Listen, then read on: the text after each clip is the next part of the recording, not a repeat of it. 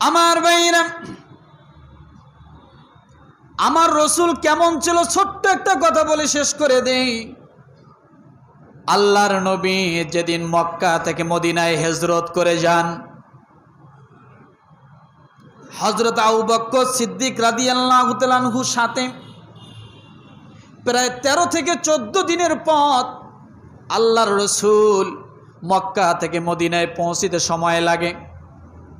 এই 13-14 দিনের মধ্যে রসুলের বারবার খিদে লাগছে কি লাগে নাই বলেন? আল্লাহর নবী ক্ষুধার্ত অবস্থায় হাঁটতে পারে না, ক্ষুধার্ত অবস্থায় দাঁড়াতে পারে না, ক্লান্ত শ্রান্ত শরীর নিয়ে আল্লাহর নবী হযরত আবু বকর সিদ্দিক রাদিয়াল্লাহু তাআলা আনহুকে ডাক দিয়ে বলেন, আবু বকর, আমি বড্ড ক্লান্ত হয়ে গেছি হাঁটতে হাঁটতে, আমার জন্য কি একটু পানির ব্যবস্থা করতে পারো কোনোভাবে? আবু বকর সিদ্দিক রাদিয়াল্লাহু তাআলা আনহু সঙ্গে সঙ্গে দৌড় দিয়ে গেলেন, ডানে তাকালেন, বামে গেলেন, বিভিন্ন জায়গায় ছোটাছুটি করলেন, নবীজির জন্য একটু পানির ব্যবস্থা করতে পারলেন না। বুখারী শরীফের হাদিসটা খুলুন, সেখানে আছে। আমি এখন যে হাদিসটা বলবো, উম্মে মাবাদের ঘটনা বলবো। উম্মে মাবাদ একজন বুড়ি মহিলা, আল্লাহর নবীর সাহাবী হযরত আবু বকর সিদ্দিক রাদিয়াল্লাহু তাআলা আনহু পা পা করে যখন পথ রওনা করলেন, হঠাৎ দেখে কিছু ছাগল দেখা যায়। আবু বকর সিদ্দিক রাদিয়াল্লাহু তাআলা আনহু বললেন, নবীজি, এখানে কিছু ছাগল দেখা যায়, মনে হচ্ছে এখানে কিছু মানুষের বসবাস অবশ্যই আছে। আমার ভাইরা, আবু বকর সিদ্দিক রাদিয়াল্লাহু তাআলা আনহু সহ ওই এলাকার দিকে যখন গেলেন, উম্মে মাবাদের বাড়ি যখন দেখতে পারলেন, ঘর দেখতে পেলেন, মনের মধ্যে আশ্বস্ত আসলো এখানে অবশ্যই মানুষ বসবাস করে। উম্মে মাবাদের ঘরের নিকটে যখন চলে গেলেন, যে ডাক দিয়ে বললেন, এই বাড়িতে কেউ কে আছে? বললে, একজন বুড়ি মানুষ আছে। ভিতর থেকে নক করে বললেন, একজন বুড়ি মানুষ আছে। ডাক দিয়ে বললেন, আমরা পথিক, আমরা মদিনার দিকে পথ রওনা করেছি, আমাদের জন্য কিছু খাবারের ব্যবস্থা করে দিতে পারেন কি? উম্মে মাবাদ তার ঘরের মধ্যে খাবারের মতো কিছুই ছিল না, আর তার স্বামী বাইরে কাজ করার জন্য অনেক দূরে চলে গেছে। আবু বকর সিদ্দিক রাদিয়াল্লাহু তাআলা আনহু নবীজির জন্য উম্মে মাবাদের ঘর থেকে কিছুই আনতে পারলেন না। আল্লাহর নবী এবার ডাক দিয়ে বলেন, আবু বকর, ওই যে ছাগল দেখা যায়, ওই ছাগলটা উম্মে মাবাদের কাছ থেকে নিয়ে আসো। উম্মে মাবাদকে যখন ডাক দিয়ে বললেন, আপনার কাছে একটা ছাগল দেখা যায়, ছাগলটাকে একটু দিবেন। উম্মে মাবাদ ডাক দিয়ে বলেন, এই ছাগল তো একবারে জীর্ণ শীর্ণ, স্বাস্থ্য শরীর কিছুই নাই, এই ছাগলের তো কোনোদিন বাচ্চা হবে না, ছাগল দিয়ে তোমরা কি করবা? হযরত আবু বকর সিদ্দিক রাদিয়াল্লাহু তাআলা আনহু বললেন, আমাদের রসুল ছাগলটা চাইছেন, আপনি দেন। ছাগলটা যখন রসুলের সামনে নিয়ে আসা হলো, সঙ্গে সঙ্গে আল্লাহর নবীকে ছাগল দেখার সঙ্গে সঙ্গে ছাগল পিছনের পা দুটো ফাঁক করে দাঁড়িয়ে গেলেন। বলেন সুবহানাল্লাহ।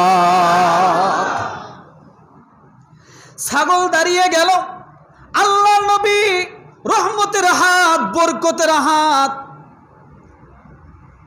দুটো দিয়ে হাত দিয়ে যখন ছাগলের ওলানের মধ্যে, দুধের বাঁটের মধ্যে যখন রসুল টাচ করলেন, হাতের তলা দিয়ে যখন বাতটা এইভাবে ধরলেন, সঙ্গে সঙ্গে দুধের ওলান, দুধের বাঁটটা এমনভাবে ঝুলে গেল যেন মাটি পর্যন্ত স্পর্শ করে ফেলল। উম্মে মাবাদ আশ্চর্য হচ্ছে, এই মানুষ দুটো কারা, কোথা থেকে আসলো? এই ছাগলের কোনোদিন বাচ্চা দেয় নাই, ছাগলের বাচ্চা হয় নাই, কিন্তু ছাগল মানুষটার সামনে যাবার সঙ্গে সঙ্গে পিছনের পা দুটো ফাঁক হয়ে গেল, ওলানে হাত দেওয়ার সঙ্গে সঙ্গে দুধের বাট বড় হয়ে গেল। উম্মে মাবাদকে ডাক দিয়ে বলতেছেন, উম্মে মাবাদ, একটা গামলা নিয়ে আসো। গামলা যখন নিয়ে আসা হলো, আল্লাহর নবী দুধের বাড়ের নিচে যখন গামলা ধরলেন, রসুল বিসমিল্লাহ বলে যখন বাট থেকে দুধ নামানো শুরু করলেন, বাট থেকে যতই দুধ নামায় বাট তত আস্তে আস্তে বড় হয়ে যায়। উম্মে মাবাদ আশ্চর্য হয়ে গেল।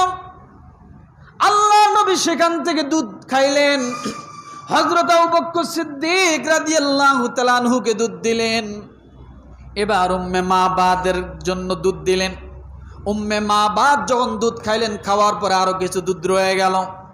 দুধগুলো রাখলেন, তার মুরব্বী স্বামী আছে, কাজের বাইরে চলে গেছে, আসবে তারপরে খাবে। কিন্তু উম্মে মাবাদের আশ্চর্য মনে হয়ে গেল, এটা এমন মানুষ কোনোদিন দেখি নাই, এত সুন্দর মানুষ কোনোদিন দেখি নাই, এই মানুষ কোথা থেকে আসলো। আমার ভাইরা, আল্লাহর নবী কোনো কথা না বলে চলে গেলেন। এদিকে তার স্বামী যখন বাড়িতে আসলো, আসার পরে ঘরের মধ্যে যখন দুধ দেখতে পেল, দেখার পরে ডাক দিয়ে বলল, মেমাবাদ, তুমি দুধ কোথায় পাইলা? এত সুন্দর দুধ তুমি কোথার থেকে ব্যবস্থা করেছ? আল্লাহর বান্দি ডাক দিয়ে বলেন, আজকে দুজন পথিক আমাদের বাড়িতে এসেছিল। স্বামী গো, আমি বলছি এমন সুন্দর চেহারাওয়ালা মানুষ আমার জীবনে আমি কোনোদিন দেখি না। শরীরের রং বললেন লালচা লালচা রং, অনেক সুন্দর চেহারাওয়ালা মানুষ। ওই ব্যক্তি প্রশ্ন করতেছে, লোকটা খাটো না বাটা, লম্বা না খাটো? উম্মে মাবাদ বলতেছে খাটো না লম্বাও না। যখন বর্ণনাগুলো উম্মে মাবাদ দিয়ে দিলেন তার স্বামীর কাছে, স্বামী এবার ডাক দিয়ে বলেন, উম্মে মাবাদ রে, শুনে রাখো, তোমার ঘরে যেমন তেমন ব্যক্তি আসে নাই, তোমার কথায় যা বুঝলাম, আমি তাওরাতের কিতাবের মধ্যে যে ব্যক্তির বর্ণনা শুনেছিলাম, ওই ব্যক্তি অবশ্যই তোমার ঘরে এসেছিল। সুবহানাল্লাহ। আমার বাইরা, এই জন্য রব্বুল আলামিন ডাক দিয়ে বলেন, লাকাদ কানা লাকুম ফি রাসূলিল্লাহি উসওয়াতুন হাসানা। আমার রসুলের উসওয়াতুন হাসানা কেমন ছিল?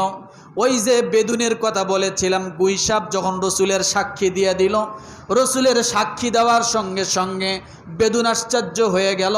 এবার বেদুন সঙ্গে সঙ্গে চিৎকার করে ডাক দিয়ে বলেন, ও নবীজি, আমি অন্যায় করেছি, অপরাধ করেছি, আমি ভুল করেছি, আমি এক্ষণে তওবা করে আপনার কাছে কালেমা শাহাদাত গ্রহণ করলাম।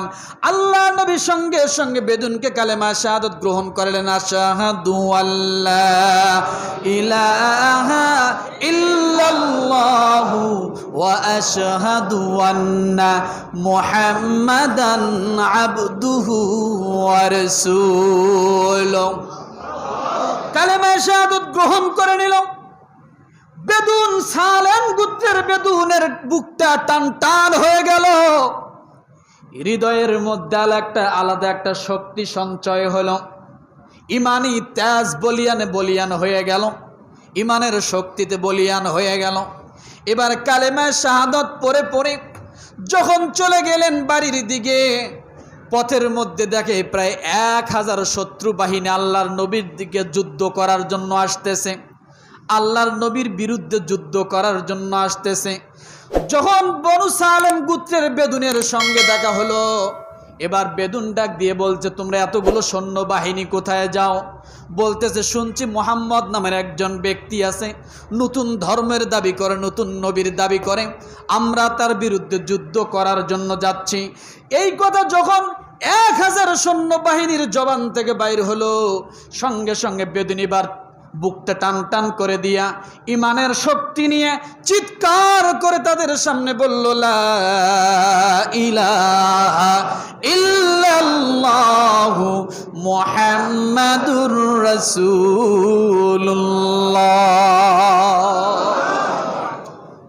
বেদুনের জবান থেকে যখন শুনল 1000 সৈন্য বাহিনী রসুলের সঙ্গে যুদ্ধ করার জন্য যাচ্ছে, সঙ্গে সঙ্গে আশ্চর্য হয়ে গেল।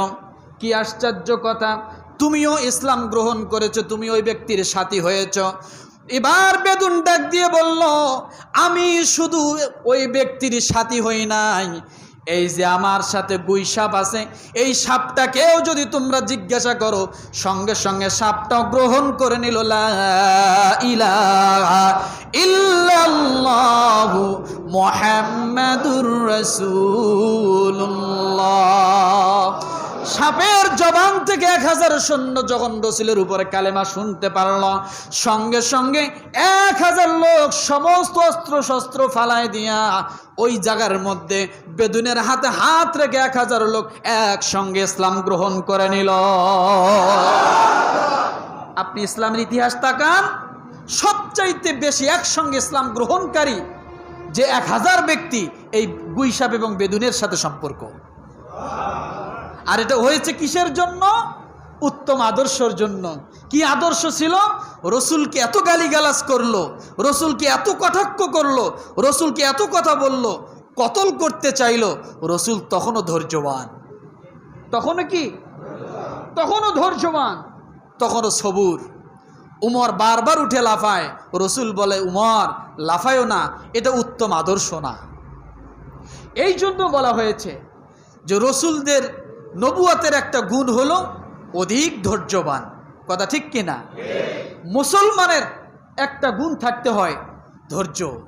এই ধৈর্যের মাধ্যমে আল্লাহ যে পরিমাণ জান্নাতের ওয়াদা করেছেন, অন্য কোনো বিষয় এত ওয়াদা আল্লাহ করেন নাই যত পরিমাণ ধৈর্যের মাধ্যমে জান্নাতের ওয়াদা করেছেন। তাহলে আমরা তো জান্নাত পেতে চাই। কথা ঠিক কিনা? আমরা রসুলের উত্তম আদর্শ মেনে নিব কি?